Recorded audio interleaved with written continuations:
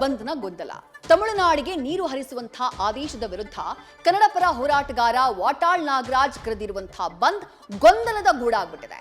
ನಾಳಿನ ಬಂದ್ನಿಂದ ಮುಕ್ಕಾಲು ಭಾಗ ಸಂಘಟನೆಗಳು ಹೆಜ್ಜೆಯನ್ನ ಹಿಂದಕ್ಕಿಟ್ಟಿದ್ದಾವೆ. ಹೀಗಾಗಿ ಬಂದ್ ವಿಚಾರದಲ್ಲಿ ಒಗ್ಗಟ್ಟು ಒಡೆದು ಹೋಗಿದ್ದು ವಾಟಾಳ್ ನಾಗರಾಜ್ ಏಕಾಂಗಿಯಾಗಿ ಕಣಕ್ಕಿಳಿತಿದ್ದಾರೆ.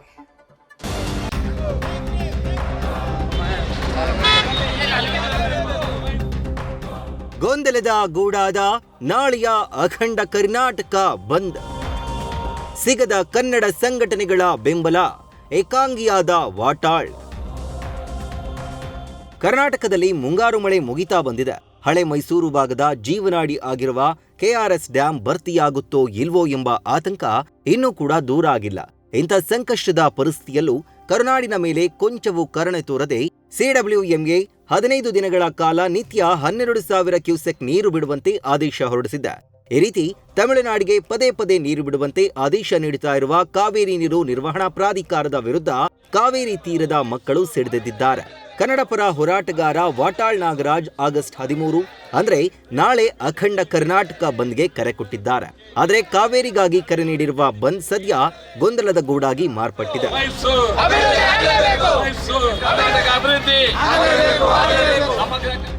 ರಾಜ್ಯದ ಪ್ರಮುಖ ನೀರಾವರಿ ಯೋಜನೆಗಳ ಅನುಷ್ಠಾನಕ್ಕೆ ಆಗ್ರಹ ಮತ್ತು ಕಾವೇರಿ ನೀರು ಬಿಡೋ ಆದೇಶ ವಿರೋಧಿಸಿ ವಾಟಾಳ್ ನಾಗರಾಜ್ ಇವತ್ತೇ ಬೀದಿಗೆ ಇಳಿದಿದ್ರು.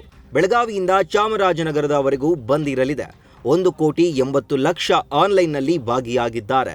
ಯಾರ ಮಾತನ್ನು ಕೇಳಬೇಡಿ, ಎಲ್ಲರೂ ಭಾಗಿಯಾಗಿ ಅಂತ ಬಂದ್ಗೆ ಕರೆ ನೀಡಿದ್ರು. ಇದು ಕರ್ನಾಟಕ ಬಂದ್. ಬೆಳಗಾವಿಯಿಂದ ಚಾಮರಾಜನಗರದವರೆಗೆ ಕರ್ನಾಟಕ ಬಂದ್. ಮಂಗಳೂರಿನಿಂದ ಕೋಲಾರದವರೆಗೆ ಕರ್ನಾಟಕ ಬಂದ್. ಅಭೂತಪೂರ್ವವಾದಂಥ ಬೆಂಬಲ ಇಡೀ ರಾಜ್ಯಾದ್ಯಂತ. ಸುಮಾರು ಯುವಕರು, ವಿದ್ಯಾರ್ಥಿಗಳು 1,80,00,000 ಜನ ಸಾಮಾಜಿಕ ಜಾಲತಾಣದಲ್ಲಿ ಬಂದ್ ಮಾಡಲೇಬೇಕು, ಯಾವ ಕಾರಣಕ್ಕೂ ಯಾವ ಒತ್ತಡಕ್ಕೂ ಬೀಳಬಾರ್ದು ಅಂತ ಹೇಳಿದ್ದಾರೆ. ಬಂದ್ ಮಾಡ್ತೀವಿ. ಬಂದ್ ಅಪಪ್ರಚಾರಕ್ಕೆ ಕಿವಿ ಕೊಡಬೇಡಿ. ಪೊರಕೆ ಚಳವಳಿಗೆ ಮುಂದಾದ ವಾಟಾಳ್ ಪೊಲೀಸ್ ವಶಕ್ಕೆ. ಬೆಂಗಳೂರಿನ ಹೃದಯ ಭಾಗದ ಮೆಜೆಸ್ಟಿಕ್ನಲ್ಲಿ ವಾಟಾಳ್ ನಾಗರಾಜ್ ತಮ್ಮ ಕಾರ್ಯಕರ್ತರ ಜೊತೆ ಪೊರಕೆ ಚಳವಳಿ ನಡೆಸೋಕೆ ಮುಂದಾಗಿದ್ರು. ಈ ವೇಳೆ ಪೊಲೀಸರು ಪ್ರತಿಭಟನಾಕಾರರನ್ನ ತಡೆದು ವಶಕ್ಕೆ ಪಡೆದುಕೊಂಡರು.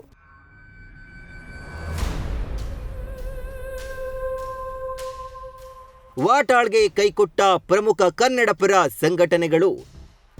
ಬಂದ್ನಿಂದ ದೂರ ಸರಿದ ಸಾರಾ ಗೋವಿಂದ್, ಪ್ರವೀಣ್ ಶೆಟ್ಟಿ. ಕಾವೇರಿಗಾಗಿ ಕರೆ ನೀಡಿರುವ ಕರ್ನಾಟಕ ಬಂದ್ಗೆ ಸಕ್ಕರೆ ನಾಡು ಮಂಡ್ಯ ಮತ್ತು ಮೈಸೂರಿನಲ್ಲಿ ರೈತ ಸಂಘಟನೆಗಳು ಬೆಂಬಲ ಸೂಚಿಸಿವೆ. ಅದು ಬಿಟ್ರೆ ಯಾವ ಜಿಲ್ಲೆಯಲ್ಲೂ ಕೂಡ ಬಂದ್ಗೆ ಬೆಂಬಲ ಸಿಕ್ಕಿಲ್ಲ. ಮಂಡ್ಯ ಜಿಲ್ಲಾ ರೈತ ಹಿತರಕ್ಷಣಾ ಸಮಿತಿಯು ನಾಳೆ ಹೋರಾಟಕ್ಕೆ ನಿರ್ಧರಿಸಿದೆ.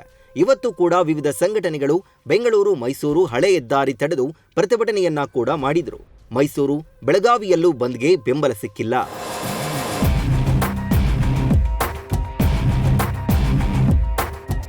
ಇನ್ನು ಬಂದ್ ವಿಚಾರದಲ್ಲಿ ಕನ್ನಡ ಪರ ಸಂಘಟನೆಗಳಲ್ಲೇ ಭಿನ್ನಾಭಿಪ್ರಾಯ ಕೂಡ ಎದ್ದಿದೆ. ಹೀಗಾಗಿ ಸಾರಾ ಗೋವಿಂದ್, ಕರ್ನಾಟಕ ರಕ್ಷಣಾ ವೇದಿಕೆ, ಪ್ರವೀಣ್ ಶೆಟ್ಟಿ ಬಣ ಬಂದ್ನಿಂದ ದೂರ ಸರಿದಿದೆ ಎಂಬ ಮಾಹಿತಿ ಲಭ್ಯವಾಗಿದೆ.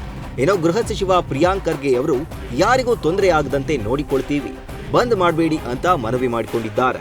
ಅವತ್ತು ನಾವೆಲ್ಲ ಸೇರಿ ಇದೇ 13ನೇ ತಾರೀಕು ಕರ್ನಾಟಕ ಬಂದ್ಗೆ ಕರೆ ಕೊಟ್ಟು, ಆದರೆ ಅನಿರೀಕ್ಷಿತವಾಗಿ ಪ್ರಕೃತಿ ನಮ್ಮ ಪರವಾಗಿ ಒಲ್ದು ಧಾರಾಕಾರವಾಗಿ ಮಳೆ ಬಂದಿದ್ದರಿಂದ ನೀರು ತಾನಾಗಿ ಹರಿದೋಯ್ತು.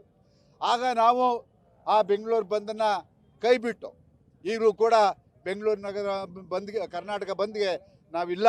ನಾವು ಭಾಳ ವಿನಮ್ರತೆಯಿಂದ ಮನವಿ ಮಾಡ್ಕೊಂಡಿದ್ದೀವಿ. ಬಂದ್ ಮಾಡೋದ್ರಿಂದ ಯಾವುದೇ ಪ್ರಯೋಜನ ಇಲ್ಲ. ಕರ್ನಾಟಕ ಹಾಗೂ ಕನ್ನಡಿಗರ ಹಿತಾಸಕ್ತಿ ಕಾಪಾಡೋದು ನಮ್ಮ ಸರ್ಕಾರದ ಆದ್ಯ ಕರ್ತವ್ಯ ಆಗಿದೆ. ಯಾರಿಗೂ ತೊಂದರೆ ಆಗ್ಲಾರ್ದಂಗೆ ನಾವು ನೋಡ್ಕೊತೀವಿ.